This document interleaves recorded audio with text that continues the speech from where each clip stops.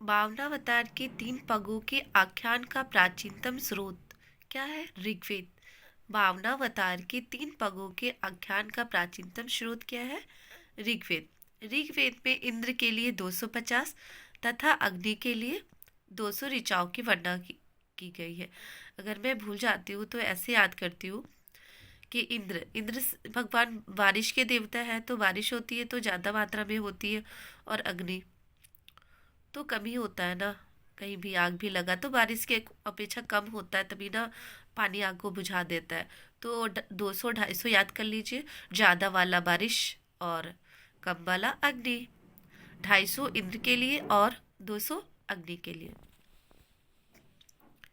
प्राचीन इतिहास की के साधन के रूप में वैदिक साहित्य में किस ऋग्वेद के बाद किसका स्थान है?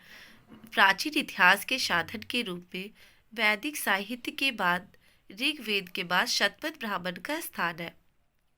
प्राचीन इतिहास के साधन के रूप में वैदिक साहित्य में ऋग्वेद के बाद शतपथ ब्राह्मण का स्थान है। अब ऋग्वेद मैंने पढ़ लिया, अब पढ़ते अपने लोग यजुर्वेद। स्वर स्वर पाठ के लिए मंत्र तथा बलि के समय अनुपालन के नियमों का संकलन को यजुर्वेद कहते हैं। जब बल बलि तथा मंत्र पढ़ा जाता है, बलि के समय जब मंत्र पढ़ा जाता है, उस समय जो नियम होते हैं उसके संकलन को क्या कहते हैं? आयुर्वेद। और आयुर्वेद पढ़ने वाले ऋषि को होत्री कहते हैं। आयुर्वेद पढ़ने वाले ऋषि को होत्री कहते हैं। आयुर्वेद आयुर्वेद के नियमों एवं विधि विधानों का संकलन मिलता है। आयुर्वेद में किस चीज का संकलन मिलता है? यज्ञों के नियम एवं विधि विधान का। इसमें बलिदान विधि का वर्णन है। इसमें बलिदान विधि का वर्णन है। यह एक ऐसा वेद है जो गद एवं पद दोनों में पाया जाता है। सामवेद। सामवेद एक गान है, गाए जाने वाले को सामवेद कहते हैं। सामवेद का अर्थ होता है गान।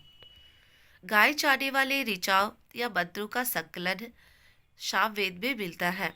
और सामवेद पढ़ने वाले ऋषि को उद्रात्री कहते हैं। सामवेद पढ़ने वाले ऋषि को उद्राती कहते हैं। सामवेद में कितने सूक्त है? 1810। सामवेद में कितने सूक्त है? 1810। इसे भारतीय संगीति का जनक कहा जाता है। भारतीय संगीति का जनक किसे कहा जाता है? सामवेद को। आयुर्वेद तथा सामवेद में किसी भी विशिष्ट ऐतिहासिक घटनाओं का वर्णन नहीं मिलता है। आयुर्वेद तथा सामवेद में किसी भी विशिष्ट ऐतिहासिक घटनाओं का वर्णन नहीं मिलता है। ऐतिहासिक घटनाओं का वर्णन किसमें नहीं मिलता है? आयुर्वेद और सामवेद।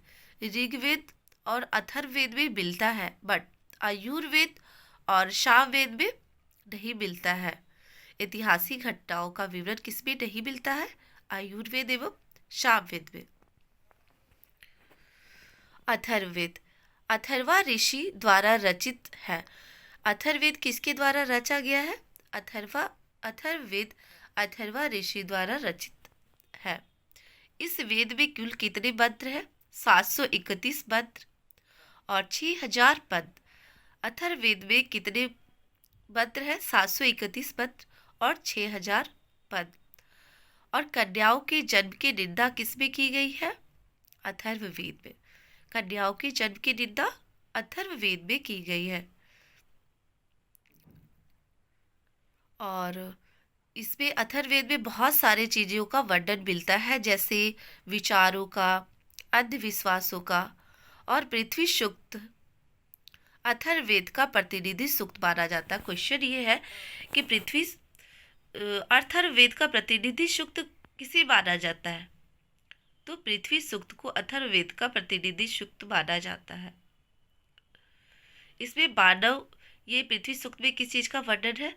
इसमें मानव के सभी पक्ष, गृह निवास, कृषि की उन्नति, व्यापार मार्ग का गहन खोज, रोग निवारण, संवन, विवाह, प्रणय गीत, राजभक्ति, राजा का चुनाव, बहुत से वनस्पति व औषधि, साप, वशीकरण, प्राश्चित, मातृभूमि का महत्व एवं कुछ मंत्र एवं जादू टोना का भी वर्णन अथर्ववेद में मिलता है।